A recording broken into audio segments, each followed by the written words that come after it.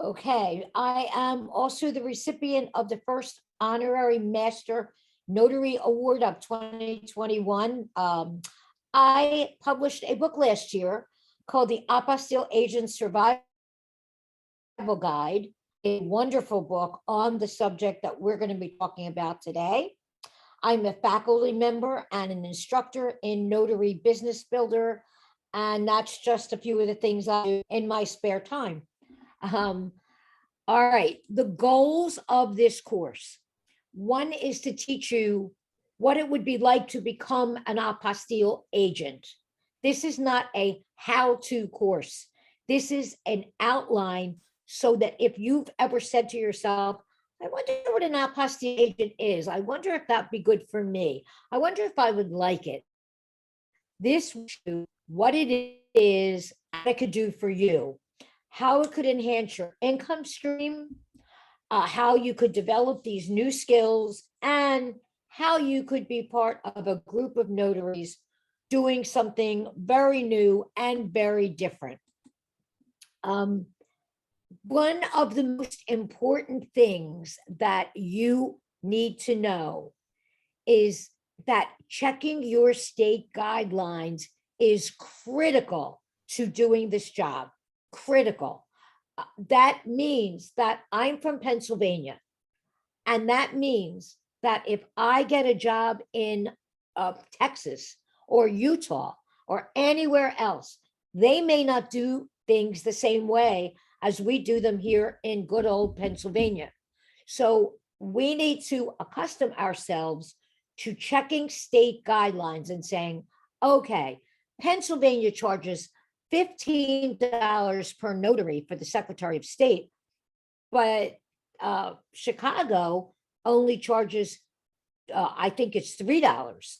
And we don't know what other states are doing, so we must look at our state guidelines and be sure that we're working in accordance with what that state is saying we must. Does anyone have any questions about that? I do, Judy. I have a question. Okay. Where would they be more likely to find that information? Is it housed in the same place that they would find their notary information, or the governing entity? Well, actually, I'm going to show you something. Great. If you take my course, I want to go show you. So in the Lawrence Institute for Notaries, which is my course and it houses all my courses, we have resources, and resources are going to be invaluable to you. It takes a couple extra seconds to click on resources when you're on a Zoom. So give it a second, and then I'm going to show you what I'm talking about. And that's a great question, Marcy. Thank you. You're welcome. So let's take handbooks, for example. On here are handbooks of all the different states. So let's say you get a job in Idaho. All you need to do is download the book. In Idaho, it's going to be all here for you, and you can look up whatever you need to look up. That's the same with almost every state. Now, certain states like mine don't sell the handbook, and accordingly, I couldn't post one because they don't want one posted. They just don't, and I don't know why, but that would mean that you would have to do some digging on the internet. But I think 43 or 44 of them are posted. So does that answer your question? It does. And just to be clear, that information is all available to someone who would purchase your course going forward. Is Absolutely. That correct? And okay, I'm going to get to the bottom and tell you a little bit about all the resources that I offer. Wonderful. Thank you. Okay. So next question.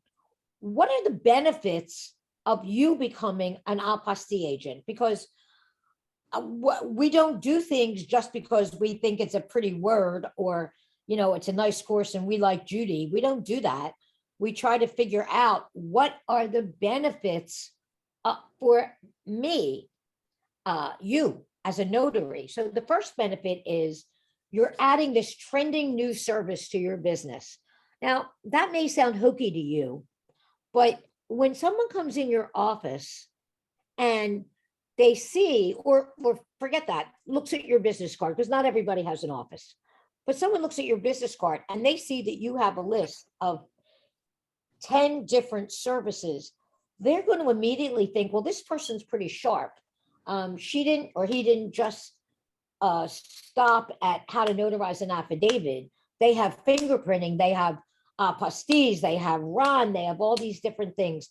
You want to be in the know, and you want people to know you're in the know. And apostilles is right there. The second thing is, if you're still doing a W-2, and many of you are, you can do this as a side gig or a full-time business. So there is nothing to say that you can't start this business on weekends or on evenings or on the side. If you work 3 days a week, maybe do it 2 days a week. You're going to introduce new clients to your existing client base. That is so important, because it goes back to adding a trending new service to your business. Now your clients are going to come in and let me tell you what they're going to say. They're going to say, what is that word mean? What is that word? Something. What does that mean? And you're going to say, oh, that's international document services. That's what we do. And they're going to say, oh, you know what? I think my boss needed one of them a couple months ago, or my uncle or my cousin. I remember, and they couldn't figure out what to do. And then you're going to say, well, the next time, all you have to do is call me, and you're going to hand them a business card. And guess what? They do, because not everyone knows how to do this. So you're going to now let them know, hey, I'm here, I'm sharp, and I know how to do this. And the fourth one is the enhancement to your income stream. And I would like to talk about that in a couple of slides, because that is so critical to why you're all here today. So give me a couple of slides to get to that. Now, what is the most frequently asked question I get? That is, can I be an apostille agent in my own state? Why is that question asked? The question is asked because many notaries call the Secretary of State and say, hey, I want to do apostilles. Can I do them? And the Secretary of State says, no, only we can do an apostille. Okay, there's truth to that. But let me explain it to you so you know. It is true, only the Secretary of State can put the seal and the stamp on the document. That is a fact. But you, as the agent or the facilitator, or whatever you want to call yourself, you, oh my goodness, it's up to you to make sure that these documents go up to the Secretary of State. First of all, to go to the right one, then to go with the right information, the right amount of copies, the right money, the right cover letter. You are the facilitator. In many ways, you know, you're kind of like when you do a signing. You're the one that makes it all happen. And all of us know that when you go to do a signing, you're the one that makes it all happen. You're the one that's looking at those documents. You're the one that's saying, okay, we can't forget to initial over here. We can't forget this. We can't forget that. That's our job. That's what we do. Well, as an apostille agent, you're basically going to do the same thing. You're going to say, okay, we have 5 of them. Are all 5 of them notarized correctly? If they need an acknowledgement or a certificate, is it there? What kind of money are they looking for? What did the Secretary of State request? What cover letter are we looking for? Secretaries of State have their own cover letter. What kind of copies do you need? How's it getting up there? Because some Secretaries of State only take a FedEx. Some won't take a FedEx. Some only take a UPS. These are the things you're going to be trained. You're going to train yourself to look at. And just like when you became a signing agent, and I tell this to all my students, remember when you became a signing agent, or I know I can speak for myself. The first couple times I went out, I went out with my documents and I had tags on them, sign here, initial here. And I was nervous and I was going into a house and I didn't know these people and I was responsible. And then 3 months later, or maybe even 2 months later, when it was time to do a refi, I was like, "Oh, what do you mean? I don't need tags. I don't need anything like that. I know how to do this." And it is absolutely just learning the processes and procedures and gaining some confidence in yourself. So I'm going to stop here in case any of you in the audience have any questions. We okay? I think we're okay. Vanessa's going to give you the ability to share your screen if it's something that you'd like to share, Judy, but could you just tell us a little bit about exactly what an apostille is and when it would be needed? Oh, Yep, perfect. I'm getting there. I've got a slide that says, what is it? But I want to tell you a couple more little things first. Absolutely. So Thank you. I've already told you what an apostille agent is and does. I want to tell you about the fact that it is a non-restricted fee business. So non-restricted fees, what does that mean? Well, it means that you have to charge a notary the way a notary is charged. You have to charge the Secretary of State fees the way the Secretary of State says you have to charge. But for things such as travel and research and shipping and your time, all those things, you can set your own fees. Now, don't roll your eyes and say, what is she talking about?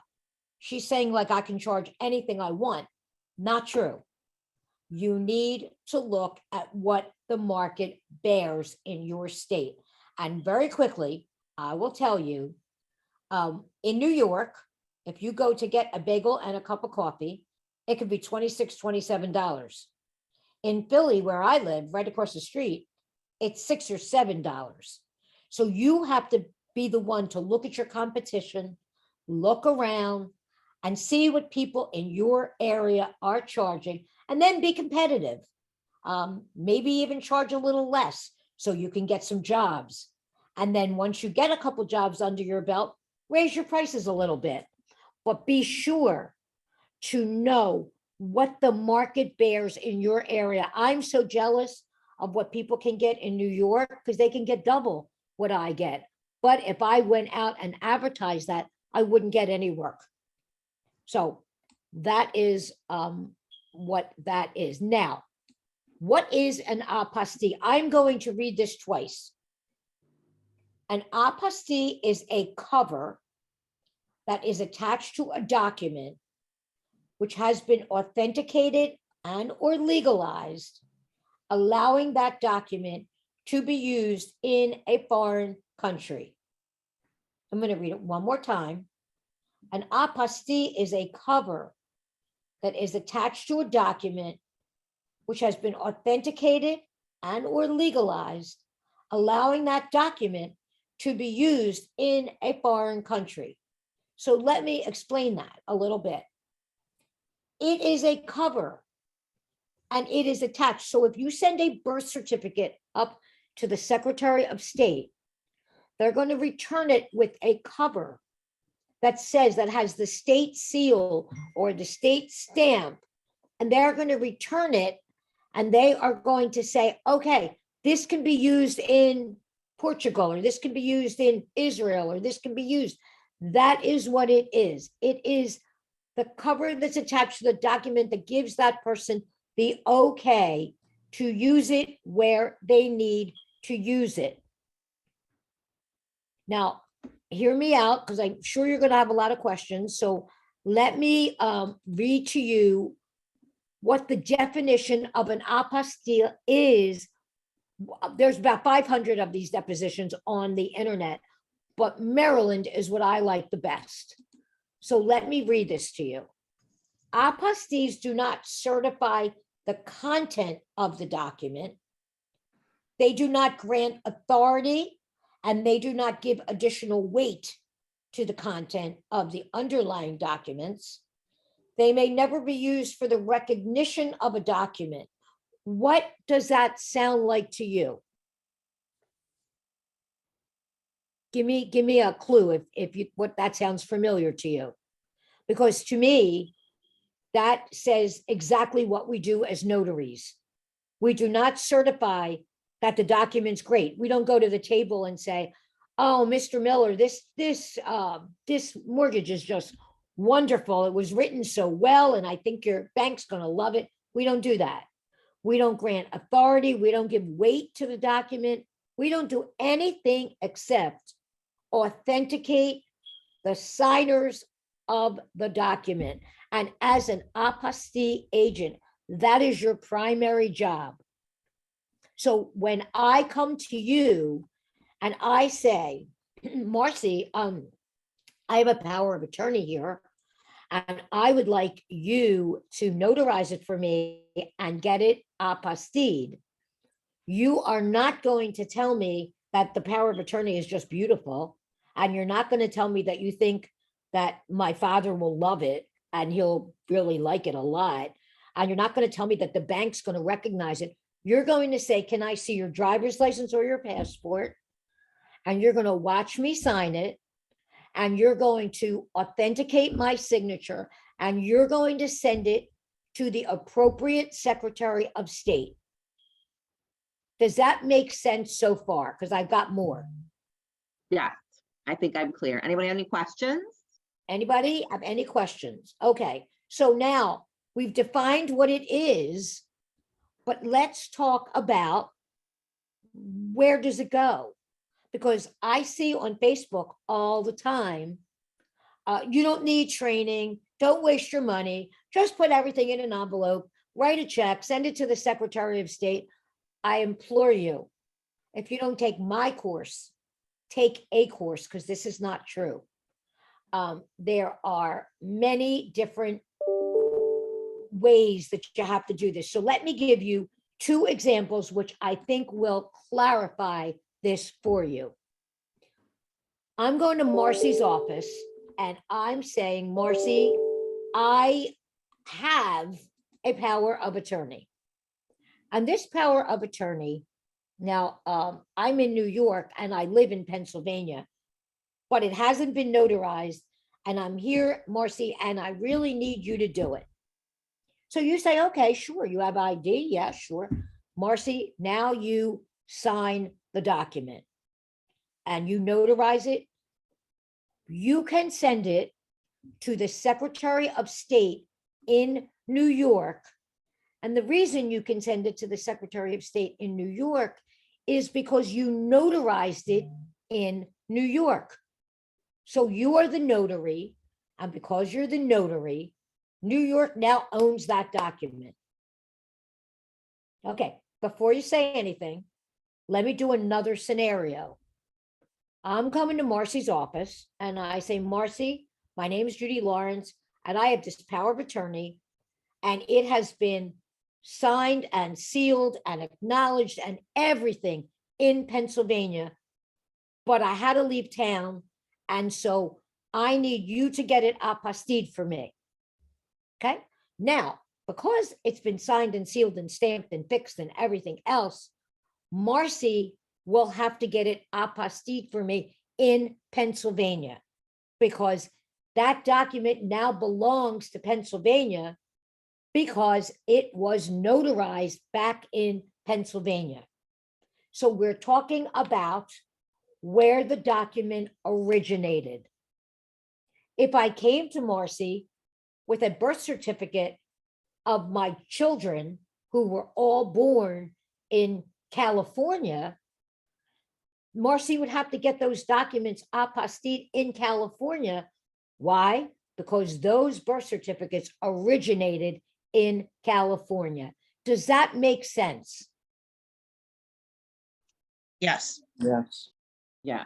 Okay. Does that make sense? Yes. So Yeah, so- we're talking about state of origination. And if I brought you the document that was signed and sealed and stamped and everything else in Pennsylvania, and you sent it up to New York, New York would send you a nice rejection and say, thanks, but this document was notarized in Pennsylvania and we got to get an apostille in Pennsylvania. Make sense, everybody? It does. Let me ask this just to throw a wrench in it. What if there were multiple signers who signed in multiple states? Then you would have to get multiple apostilles. Wonderful, thank you. And if I brought you, and I always say this to my classes, if I had 5 children and I popped out children wherever I went in my life, so let's say I had a child in Maine, New Hampshire, Vermont, Massachusetts, and Connecticut. And I came and I said, I got to get all these apostilles because I'm taking all my kids to live in Spain. Then you would have to go to the secretaries of state in Maine, New Hampshire, Vermont, Massachusetts, and Connecticut. And each one of them would have to apostille the one birth certificate because that is where the documents originated. So you're always looking for origination. You're always looking. And then one of the first things when you go through the intake form, one of the first things we talk about is one of the first questions you ask people, where are these documents from? So sometimes you get people that are in, I get people that are in Pennsylvania, but those documents that they happened in Texas. So I have to figure out, okay, what does Texas want for me to do that? That is how we do it. That is it. State of origination and country of destination, but I didn't get there yet. I'm almost there, but I didn't get there yet. So I wanted to show you what an apostille looks like. Now I can't. I think we have a question. Okay, from good. Latricia, or if I said that incorrectly, I'm so Okay. sorry. Hi, good morning, everyone. Good morning. I think Judy just said that she's going to get to it because people come to me looking to get like their birth certificates certified or something like that. I remember from previous conventions that I went to, the NNA, they always mention like going to, what's that, the consulate or something like that. But that's something that you're coming up to, right, Judy? Well, not exactly. That is in my training, but I will tell you that there is something called vitalcheck.com, and I'll put it right here in the chat for you so you can make a note to yourself in case you decide to do this. It's called vitalcheck.com, and there's no space and there's no comma, duh. So if a person comes to you and they do not have a real copy of their birth certificate or of their divorce decree or of their marriage license, you can then go to VitalCheck. I suggest you don't. I suggest you have them go to vitalcheck.com, get a certified true copy, and that is what you will apostille. Because if you try to send up a copy, then the Secretary of State's going to send it back to you and say, thanks, but no thanks. We don't do copies. Is that kind of what you're talking about, Latricia? Yeah, that makes sense. But I'm going to look forward to taking your course, so I'm listening. Oh, I'm excited. I hope you do. I mean, it's really difficult to cram all of what you need to learn into 45 minutes but I hope that when you walk away from this, my goal is that when you walk away from this, you say, you know what, that all sounds like I might like it. Now, I'm sure there are people who walk away from it and say, not me. You got to be very detail oriented. You have to remember the details. And if you're a detail oriented person, and if you like to make money, this is a good job. This is a great job. So did I answer your question, Latricia? Yes, thank you. Okay, good. So I wanted to show you what an apostille looks like. I can't show you every state because every state is different. So I picked out 2. This is Virginia. This is Alabama. So you see, go back. Virginia is a piece of paper like this. It's kind of yellowish. It has Judy, sorry, we're not able to see your screen. I did enable it so you could share. Oh, I am sorry. Wait a minute. Not a Let me- problem. Let me Just go want to make sure back. everybody can see the, Okay, hold on. Let me go Oh. back. Let me go back here. Let me go back. Maybe I messed it up. Can you see it now? no, all we still see is you personally. Okay, hold on. I'm gonna go back there. I'm gonna go back out there. Hold on. I'm gonna get rid of that. And let me see if I can make you share. I'm gonna leave there. I don't know why. Here's the gallery. And I don't know why you can't, I can't share with you. Hold on. Well, we'll fix that. Anything, we'll try right there, right there. Wow.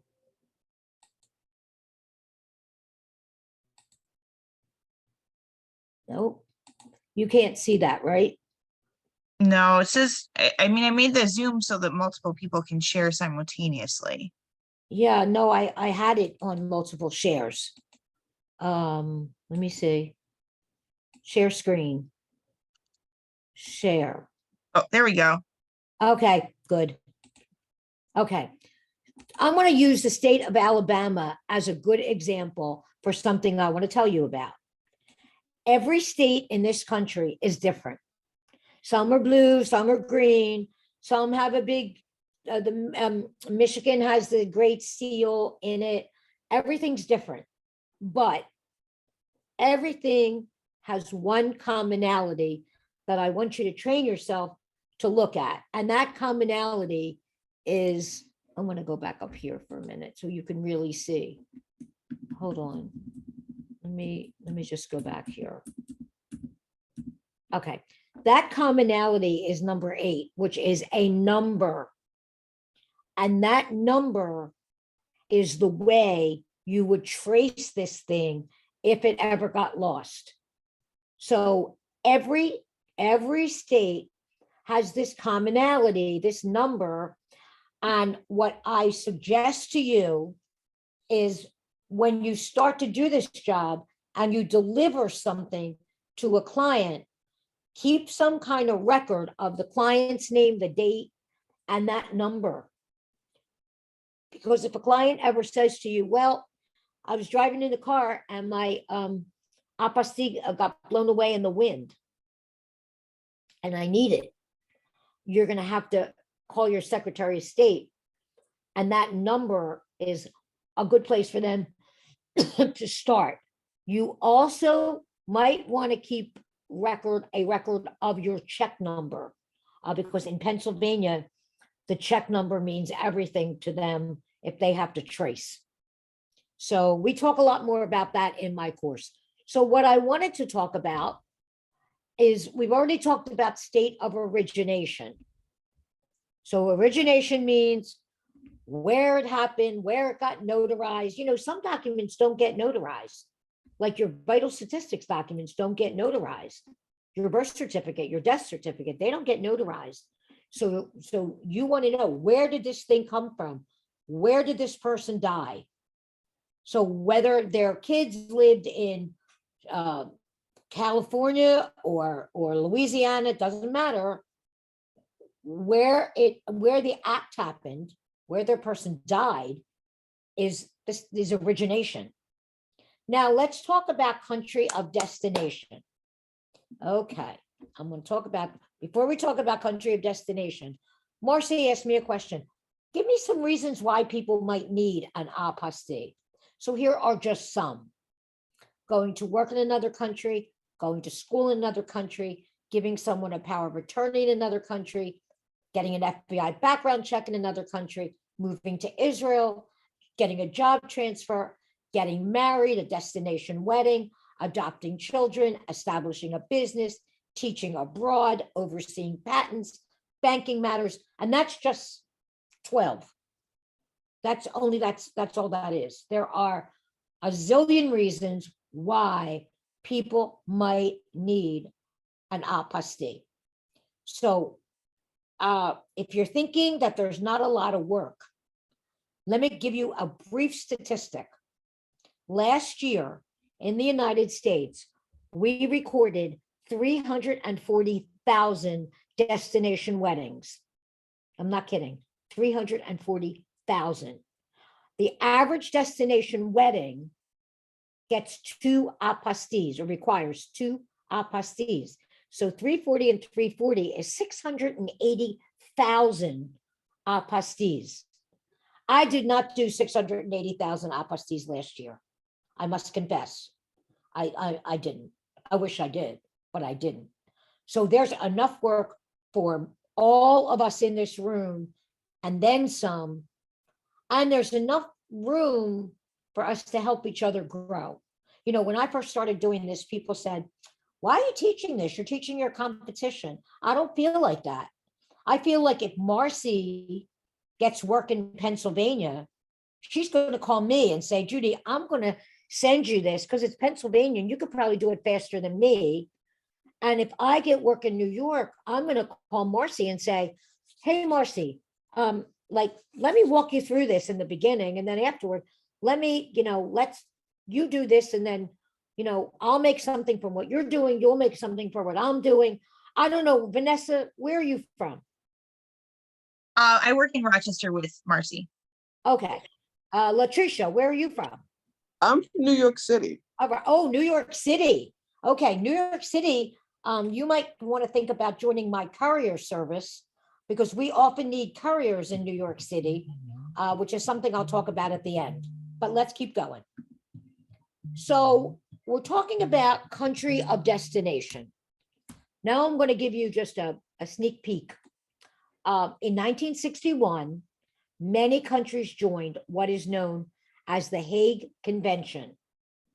There are several countries, I think it's 105, that are members of the Hague Convention, and there are like 90 something that are members that are not members of the Hague Convention. We call them Hague countries and non-Hague countries. If your country of destination is a non-Hague country, it gets done differently than if it's a Hague country. So, example, Spain is a Hague country. So if you bring me your documents and I've got to get them done for you to use in Spain, then I send them up to the Secretary of State, get them back, bring them to you, and we're done. But if your documents are going to be used in China, then not as easy because we get them to the Secretary of State, but then they have to go to the Department of State in Washington, D.C., and they have to get legalization. So this is another reason why, and it's really very, very simple. And I'm not saying that because I know it so well. I'm saying it because to be a notary, you have to be smart. And to be smart, you just have to learn these things. I mean, this is not any different than becoming a good signing agent. You had to learn the processes. You had to learn that the 4906 or the 4905. Remember that box that has to be, you have to put an X at the bottom? That was my first mistake because I didn't do it. And I never made that mistake again because I had to drive back to the person's house and get it done. So it's the same thing here. You will learn it, you will know it, and you will flourish in this business. And that's why it's important that you understand Hague versus non-Hague. Hague versus non-Hague, very different. And I will say the non-Hague countries are a little more interesting. I always tell people, I didn't leave my desk today in Pennsylvania and I went to 7 countries. You got to learn what they do, what they want. Little interesting. You'll be a little bit of a private detective. You'll go figure it out. So I call the non-Hague countries a 3-tier process. The Hague countries are a 1-tier process. Go to the Secretary of State, get them done.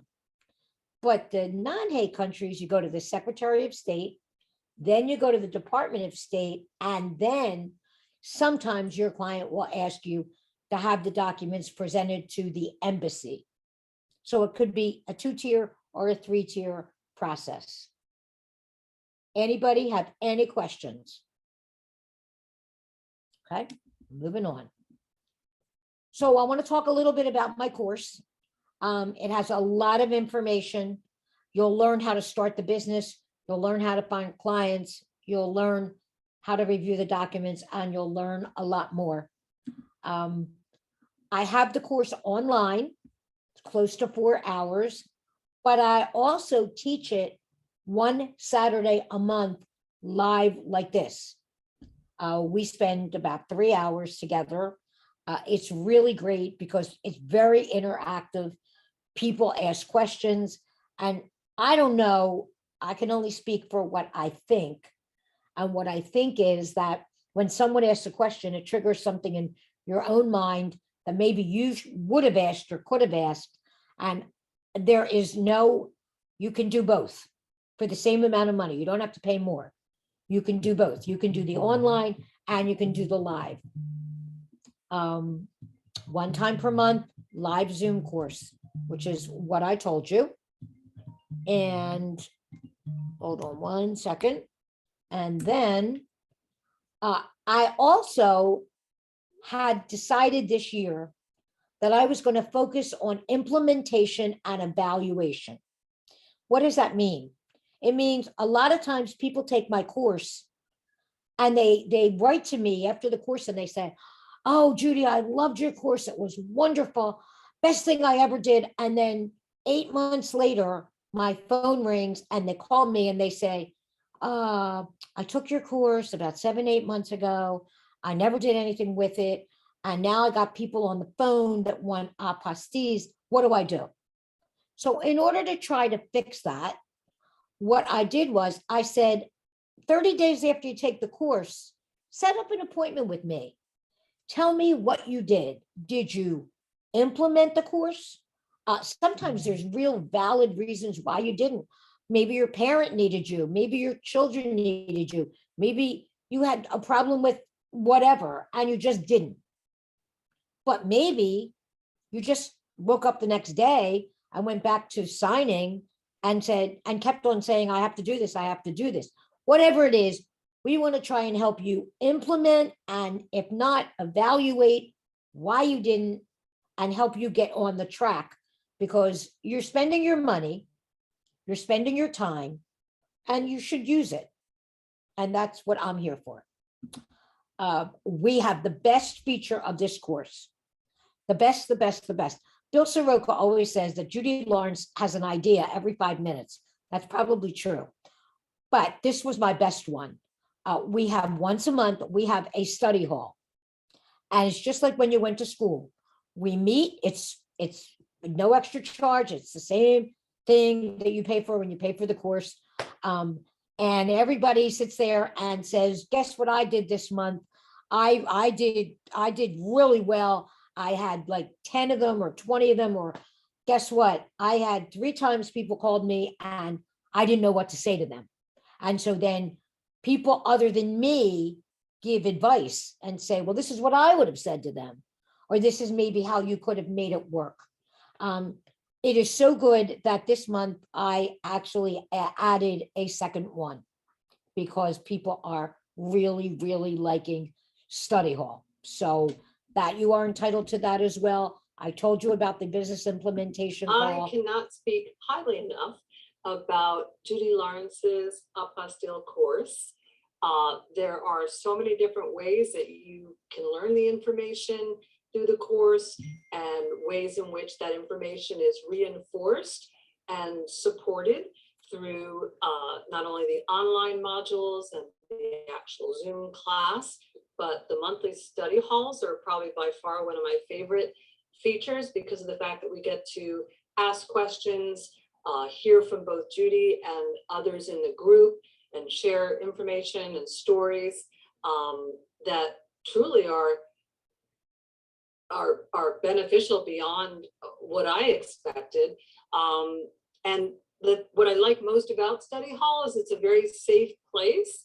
to simply be who you are, ask the questions that you need to ask, share what you're learning with others so they can benefit, and not be afraid to ask questions that might seem silly or stupid or what have you. And lastly, what I also appreciate the most is how accessible Judy is as an instructor and facilitator of the Apostille course, but also an incredible resource and somebody who just can. Okay, I don't know. She got cut off at the end. I think we have one more person. Continues to give Oh, to there you the go. community at typically no additional cost. And I just truly value that probably more than anything about both Judy and the course. So if you're wanting to learn about apostilles, definitely this is the place to be. Thank you, Francis. And I think we have one more. Okay, so my experience so far with Judy's course has been nothing but positive. I think it's an awesome value for what you get. You get a ton of information that's constantly changing. You get to interact with a group. You have a study hall group that just has tons of information, a lot of participation. And then, of course, there is the book that will just supplement all the information that you learn. So it's a great place, especially if you really want to drill down into the apostille. Just stay with it, stay with the group, and it'll work out fine for you. Okay, so guys, if you are interested in taking the course, here's a discount coupon for you. Use the code Marcy1013. Since you're going to be distributing this link, Marcy, you see where it says this coupon expires on October 9th. Let's change it to October 15th. Is that okay with you? Yes, I believe so. That should be fine. Okay, so I'm gonna have my web guy do that, and you'll get an extra 10% discount if you want to take the course. And there's my social media. Ugh, scary. And now I'd like to just know if you guys have any questions about what you heard. I'm here to answer them. It's a small group, and sometimes you learn more in a small group. So hit me. Hi, Judy. It's Latricia again. Hi, So Latricia. I first of all, I just want to say that I am embarrassed, but I am one of those people who paid for an apostille class maybe 2 years ago. I found one person who was willing to do the training because I wanted to know more about it, and I didn't see any trainings anywhere. So anyway, long story short, I took his course, but the course was just material, and then you take a test at the end. So there was no type of interaction or anything like that. And so yes, I passed the class. He gave me a certificate, and I left. Thought I knew something. I asked the question and said, well, bottom line is you just got to do it. You got to jump in it and you learn as you go along. You just got to do it. But he gave me all the information, how to fill. And I really didn't know. I thought that I would get back to it. And, with loan signing, because of the low interest rate, business was booming. I never got back to it. I have no idea.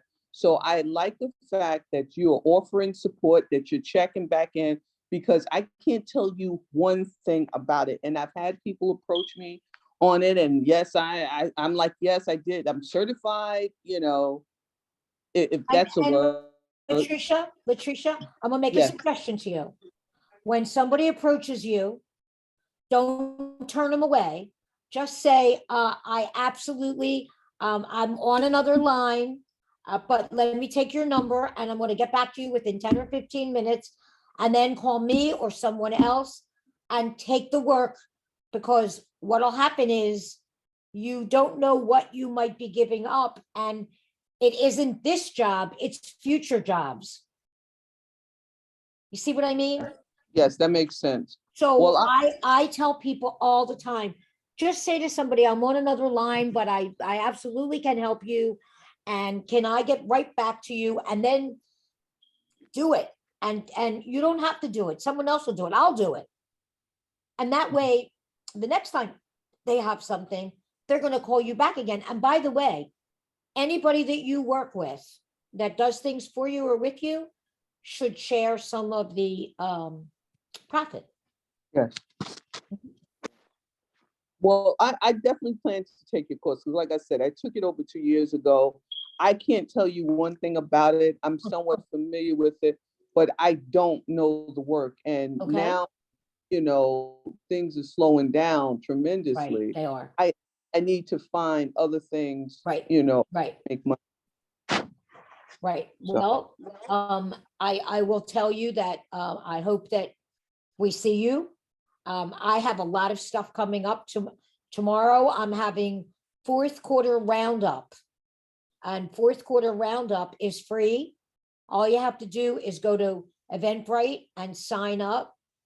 And listen to, we're going to have Celicia Jones from Florida talk about being a wedding officiant. Amy Seitz is going to talk about Ron. I'm going to talk about apostilles. Laura is going to talk about specialty work. Maybe I can encourage Marcy to come and talk a little bit about construction loans. Hey, Marcy, you want to give us 5 minutes? I am actually booked tomorrow, but the next one that you do, if you send me a shout out, I will Okay, all right. absolutely jump on and talk Okay. about commercial loans. Okay, and so come on by, and it's a free ticket, and we'd love to have you. And anybody that's in the room, we'd love to have you. Thank you. Anybody else have any questions? This was just great information, Judy. I can't thank you enough for coming by and doing this. I think that Okay. this is a great bunch of information, especially during the slowdown. I will say personally, I don't do apostilles, but I now would love to refer them to you or anybody else who does them. So Okay, we can certainly discuss online how we can go about getting some sort of referral in place so that I can help your people who do them, right? Refer the work out to them. That would be wonderful. we have an affiliate network. And I would be happy to talk to any of you. I guess maybe that should be in here. But we have an affiliate network. So if anybody has any questions about that, but what it really means is if you recommend people for my course, you get a commission. If you recommend people for apostilles, you get a commission that we agree upon. So yeah, Marcy, call me about that. I definitely will. And we will get this information out to our notaries. So thank you so much for everybody who attended today, and we will get the discount information out, a copy of the recording out within the week, and we'll certainly get the information over to the rest of our notaries who weren't able to make it today. Sounds terrific. Thanks, guys. I really appreciate you. And Latricia, do you have your hand up for another question? Yeah, you did mention something about the courier service. We have a courier service.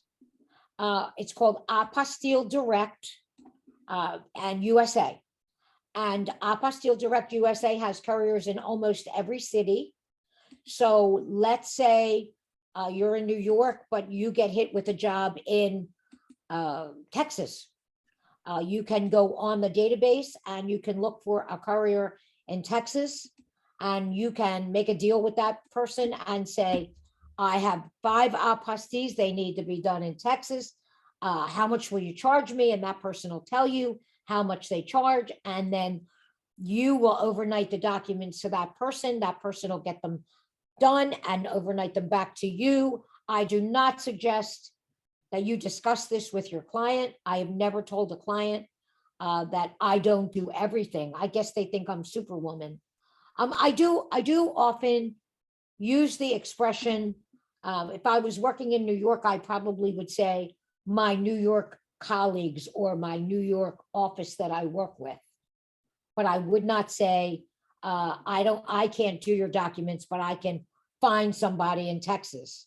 Because if you say you can find somebody in Texas, what's the first thing they're going to think of is, well, if she can find somebody in Texas, so I can can too. Right. So I would watch my wording. But yeah, if you can come on tomorrow, we're going to talk a little bit about that. Yes, thank you. Okay. And thank you, Marcy. And remember, the link to tomorrow is on my Facebook page, Friends of Apostilles and Notaries. And I put the link in the chat too. Okay. I shared it to my group as well. So Okay. hopefully we get some people coming out, but Yeah, that would be great. We're really excited about tomorrow. And thank you guys. I really appreciate you.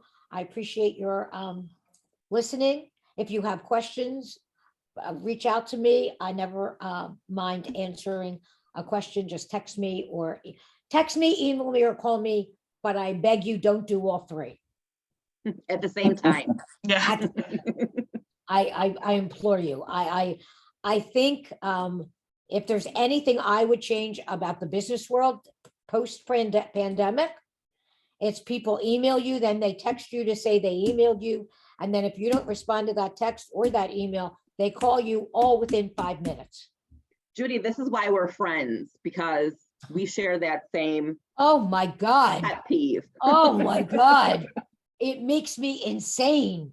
You know, if you're in the ladies' room, or if you're, I take my phone with me to the ladies' room, but it's within 5 minutes that if you don't hit that button, they just find, and then, so at night, Marcy, I am sitting here going, oh, okay, now, that number seems to match that conversation. That conversation maybe matches that text. It drives me nuts.